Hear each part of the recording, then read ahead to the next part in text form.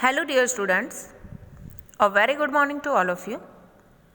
Today we are going to learn about a grammar topic of Gujarati subject, વાક્ય રચના અને તેના પ્રકારો. Dear students, આપણે આપણો વ્યવહાર भाषा द्वारा चलाविए છીએ, राइट? लैंग्वेज से हम अपना कन्वर्सेशन करते हैं, ओके? भाषा ने व्यक्त करतो महत्वनो एकम ते वाक्य है. अब हमें हमारी लैंग्वेज कहीं पर भी हम किसी भी लैंग्वेज में अगर हम कन्वर्सेशन करते हैं तो उसको प्रेजेंट करने के लिए the main unit is sentence, okay? तो वाक्य यानी कि सेंटेंस. तो આપણે ભાષાને વ્યક્ત કરવા માટે જે એકમ જેનો ઉપયોગ કરીએ છીએ, जिसका हम यूज़ करते हैं, वो है सेंटेंस यानी कि वाक्य.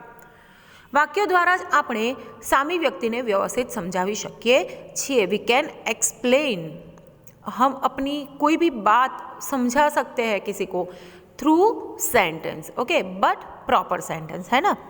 तो આજે આપણે એ જ વાક્ય વિશે ભણીશું, એટલે કે સેન્ટેન્સ વિશે ભણીશું. ધ્વનિઓ વર્ણો જોડાઈને તેનું રૂપ કે શબ્દ બને છે. શબ્દને પ્રત્યયો સાથે જોડવાથી પદ બને છે અને એક કે વધારે પદો ભેગા કરવાથી વાક્ય બને છે. ભાષાને વ્યક્ત કરવાનો મહત્વનો એકમ તે વાક્ય છે. વાક્ય દ્વારા જ ભાષાની અભિવ્યક્તિ થઈ શકે છે. हम अपनी लैंग्वेज का प्रेजेंटेशन भी सेंटेंस के द्वारा ही दे सकते हैं. असरकारक अभिव्यक्ति माटे वाक्य रचना अत्यंत महत्वનું परिबळ છે. आप किसी को कुछ भी बताना चाहते हो, कुछ भी एक्सप्लेन करना चाहते हो, कुछ भी शेयर करना चाहते हो या कुछ प्रेजेंट करना चाहते हो, तो प्रॉपर सेंटेंस फॉर्मेशन होगी तो ही आप अच्छे से अपने आप को प्रेजेंट कर पाओगे, है ना? तो मतलब वाक्य रचना जे छे ए तमारी प्रॉपर होवी જોઈએ. एक ज वातने भाव सूर थोड़ी जुदी रीते पण व्यक्त करी शकाय छे. कई बार हम देखते हैं कि सेंटेंस का यूज़ किस तरह से होता है. जैसे कि अगर मैं कुछ भी बोलती हूँ तो मैं किस टोन में बोलती हूँ, वो टोन भी डिफरेंट काइंड ऑफ होता है. मतलब अलग अलग तरीके से, अलग अलग टोन से भी हम बोलकर अपने फीलिंग्स को प्रेजेंट कर सकते हैं, राइट? ओके, तो अब हम आगे देखेंगे वाक्यना प्रकारों. वाक्यना मुख्यत्वे 3 प्रकार है: सादु वाक्य, संयुक्त वाक्य અને સંકુલ વાક્ય.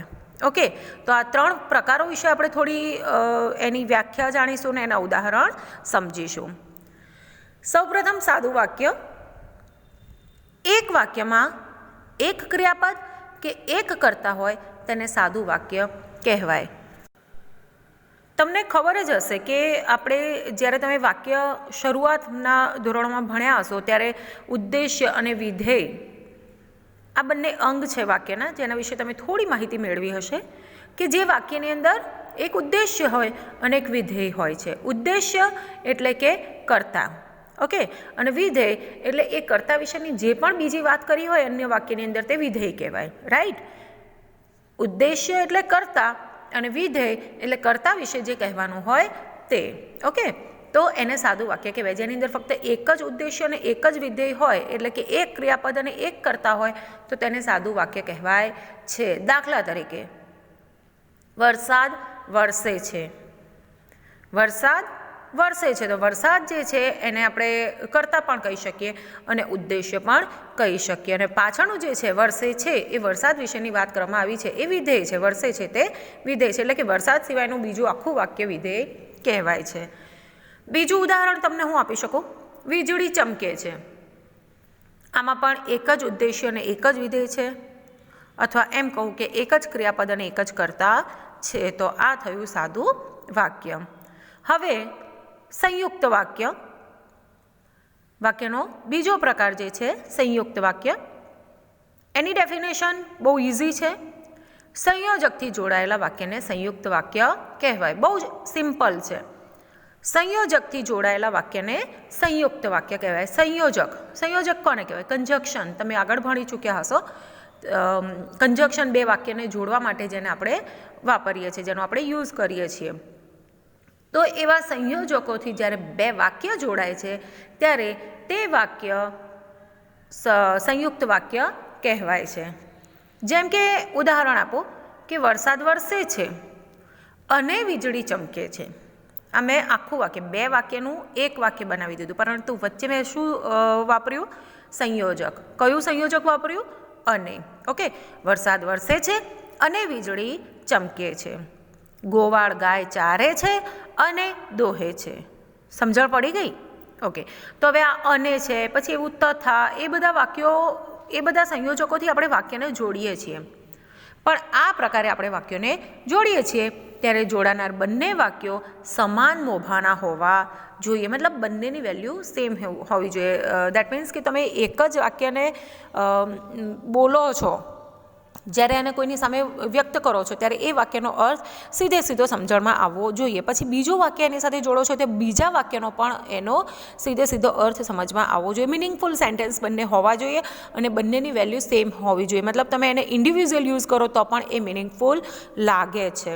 તો એટલા માટે તેના માટે કહ્યું છે કે આ બંને વાક્યો સમાન મોભાના હોવા જોઈએ, બંનેની વેલ્યુ સેમ હોવી જોઈએ. એક વાક્ય બીજા વાક્ય ઉપર આધાર રાખતું હોવું જોઈએ નહીં. મતલબ જેમ મેં તમને એક્ઝામ્પલ આપ્યું કે વરસાદ વરસે છે અને વીજળી ચમકે છે, તો હું ખાલી એકલું વાક્ય પણ બોલી શકું છું કે વરસાદ વરસે છે અથવા તો વીજળી ચમકે છે. તો એ બંને એકબીજાની ઉપર ડિપેન્ડન્ટ નથી રહેતા, એકબીજા વાક્યો પર આધાર રાખતા નથી. તો અને બંનેનો મોભો પણ સેમ છે કે ભાઈ વરસાદ વરસે છે તો એની પણ વેલ્યુ એઝ ઇટ ઇઝ છે અને વીજળી ચમકે છે તો એની પણ વેલ્યુ એઝ ઇટ ઇઝ જ છે. તો બંને સમાન મોભાના પણ થઈ ગયા અને બંને એકબીજાના ઉપર આધાર રાખતા નથી. એ વાત અહીં આપણે ક્લિયર કરી છે. હવે કયા સંયોજકો હોઈ શકે?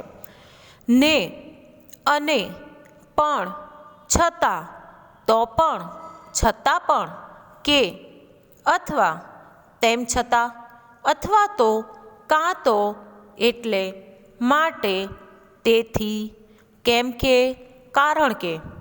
આ બધા સંયોજકોનો ઉપયોગ સંયુક્ત વાક્ય બનાવવામાં થાય છે.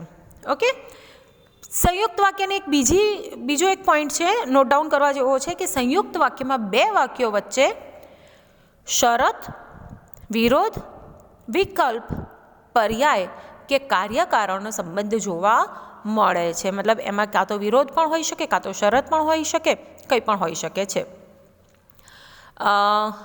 સાદા વાક્યને સંયુક્ત વાક્યોમાં ફેરવવાનું કે સંયુક્ત વાક્યમાંથી સાદા વાક્યો બનાવવાનું કામ બહુ જ સહેલું છે, અઘરું નથી.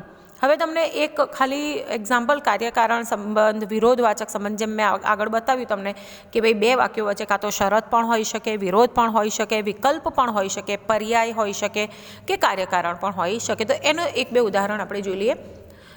જેમ કે રમેશને રજા પડી એટલે તે ઘરે આવ્યો. તો અહીંયા કાર્યનું કારણ બતાવ્યું છે કે ભાઈ ઘરે કેમ આવ્યો, તો કે રજા પડી એટલે. તો એટલે જે છે એ કાર્યકારણ સંબંધ માટે વપરાતું સંયોજક છે. સમજણ પડે છે ને ડિયર સ્ટુડન્ટ્સ?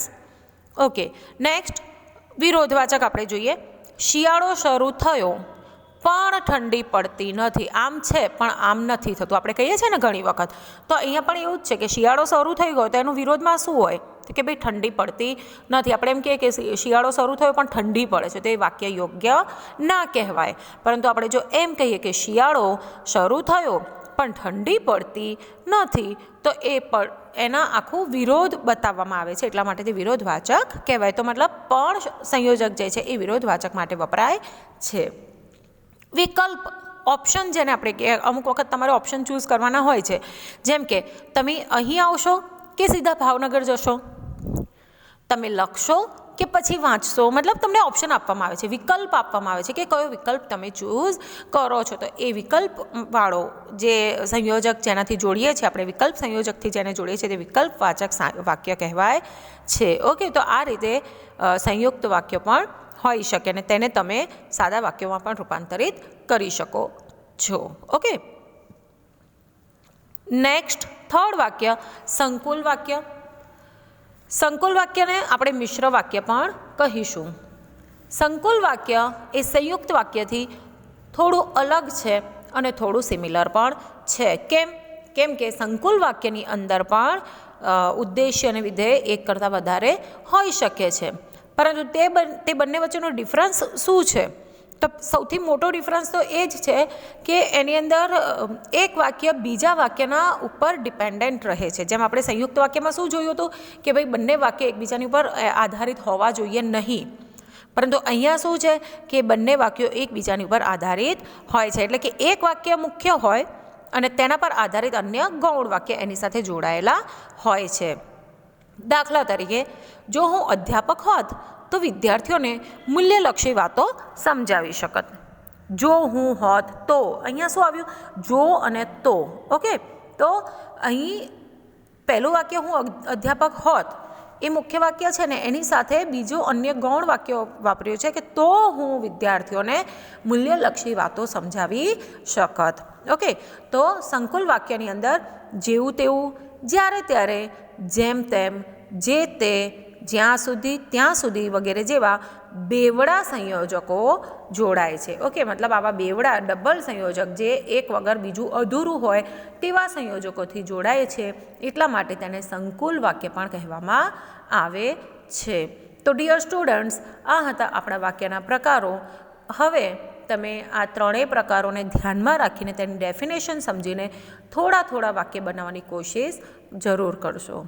આઈ હોપ તમને સારી